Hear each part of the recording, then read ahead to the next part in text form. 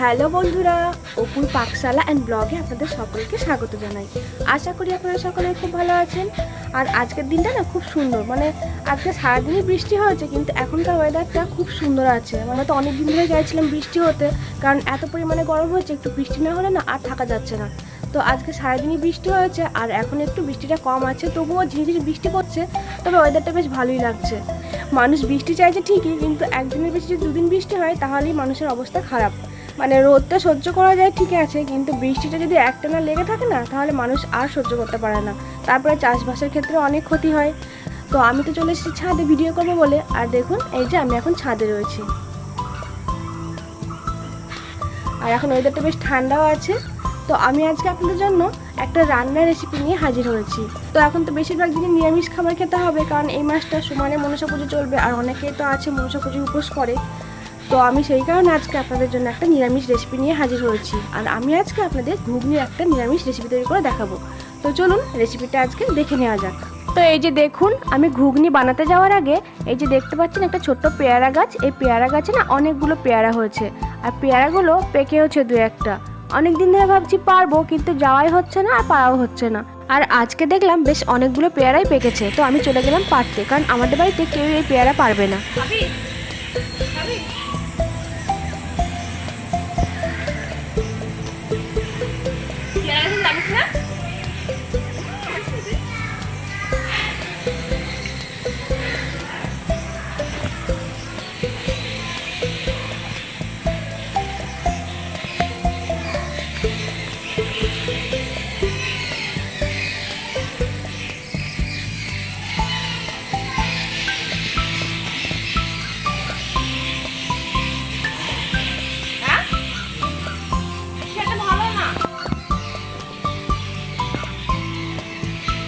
জল হচ্ছে বলে আগে একটু খেয়েছিলাম, প্রথম থেকে ভালো।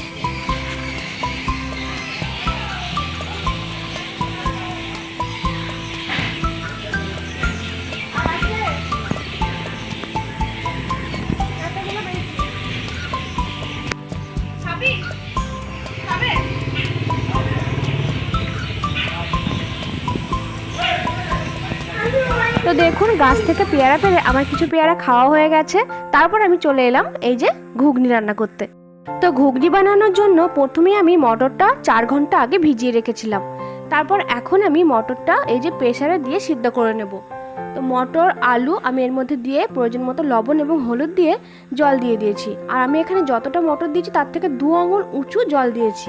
এরপর ঢাকনা দিয়ে আমি মটরটা সিদ্ধ করে নেব, আর 5টা সিটি দিলেই আমার মটরটা সিদ্ধ হয়ে যাবে। এরপর আমি এখানে দেখুন কড়াইতে 2টো তেজপাতা এবং 2টো শুকনো লঙ্কা এইভাবে ভেজে নিয়েছি। তারপর আমি এর মধ্যে দিয়ে দিয়েছি হাফ চামচ জিরে, হাফ চামচ ধনে এবং হাফ চামচ মৌরি। আর এখানে আমি সব মশলাই ছোট চামচে মেপে নিয়েছি। তো এখানে দেখুন সমস্ত মশলাগুলি আমার খুব ভালোভাবে ভাজা হয়ে গেছে, আর এদিকে আমার মটরটাও সিদ্ধ হয়ে গেছে। আর এদিকে দেখুন আমি একটা মশলা তৈরি করে নিচ্ছি। তার জন্য আমি এখানে নিয়েছি ছোট চামচের হাফ চামচ জিরে, নিয়েছি একটু বেশি পরিমাণে আদা এবং কাঁচা লঙ্কা। সমস্ত কিছুই একটু অল্প পরিমাণ জল দিয়ে ভালোভাবে বেটে নেব। আর আমি এখানে কাঁচা লঙ্কা ব্যবহার করেছি। আর এবার দেখুন আমি গ্যাসে কড়াই বসিয়ে দিয়েছি এবং কড়াইয়ে প্রয়োজন মতো তেল দিয়ে দিয়েছি। তারপর আমি এর মধ্যে একটা শুকনো লঙ্কা, অল্প পরিমাণ জিরে এবং একটু গরম মশলা ফোড়ন দিয়ে দিয়েছি। আর আমি এখানে 2টো এলাচ, 2টো দারচিনি এবং লবঙ্গ ব্যবহার করেছি। তো এরপর আমি এর মধ্যে দিয়ে দিয়েছি প্রয়োজন মতো লবণ এবং হলুদ। তারপর আমি সমস্ত মশলাটা খুব ভালোভাবে নাড়াচাড়া করে কষিয়ে নেব। এরপর আমি এর মধ্যে দিয়ে দেবো সামান্য পরিমাণ চিনি, তবে মিষ্টিটা আপনারা পছন্দ করলেই দেবেন, তা না হলে দেওয়ার দরকার নেই। তো বেশ ভালোভাবে কষানো হয়ে গেছে। এরপর আমি এর মধ্যে দেখুন আগে থেকে সিদ্ধ করে রাখা মটর আর আলু দিয়ে দেব। এরপর আমি সমস্ত উপকরণটা মশলার সাথে খুব ভালোভাবে নাড়াচাড়া করে মিশিয়ে দেব। তারপর আমি এটা ফুটতে দেব 3 থেকে 4 মিনিট। তবে এটা ঢাকা দেওয়ার কোনো প্রয়োজন নেই, কারণ সমস্ত উপকরণই আগে থেকে সিদ্ধ করে রাখা আছে। তো ঘুগনিটা কিছুক্ষণ নাড়াচাড়া করার পর আমি এর মধ্যে দিয়ে দেব ছোট চামচের হাফ চামচ মতো গরম মশলা। গরম মশলাটা দেওয়ার পরে এটা আমি ভালোভাবে নাড়াচাড়া করে মিশিয়ে দেব। এরপর আমি এর মধ্যে আগে থেকে যে মশলাটা ভেজে রেখেছিলাম সেই মশলাটা গুঁড়ো করে দিয়ে দেব।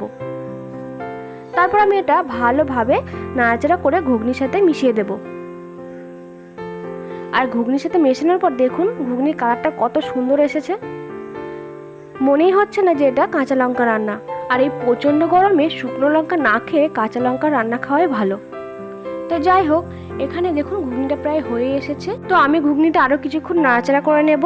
আর ঘুগনিটা আপনি এরকম পাতলা রাখবেন, কারণ নামানোর পরে এটা আরও একটু গাঢ় হয়ে যাবে।